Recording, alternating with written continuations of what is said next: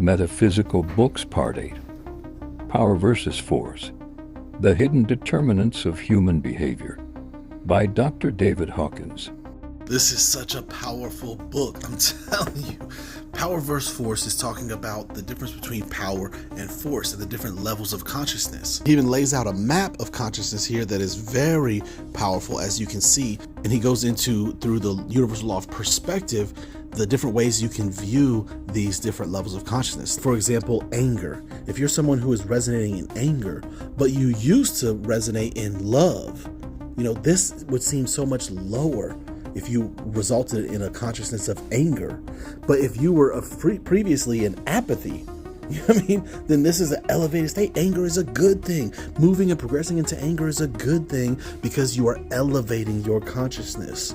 The whole entire book, he's talking about how these higher levels of consciousness are all about power, real power. And the lower levels of consciousness is all about force, forcing people to do things through manipulation and things like that. And y'all know me, I don't care about just information.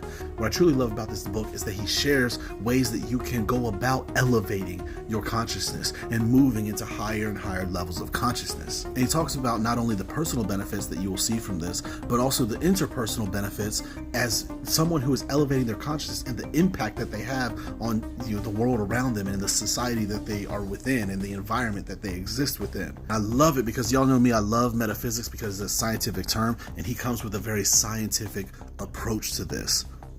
He also teaches and shares with you how you can tap into your subconscious mind and the intuitive knowledge within it through kinesiology and muscle testing. And this is very powerful because you can access the storehouse of wisdom held within the subconscious mind through your intuitive power. And here's one of my favorite passages from the book. Over the ages, it's been noted that merely observing the mind tends to increase one's level of consciousness.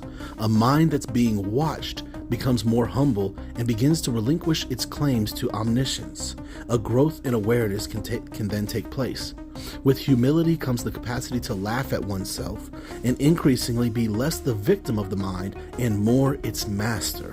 What do I tell y'all all the time? If you do not become the master of your mind, then you will always remain its slave.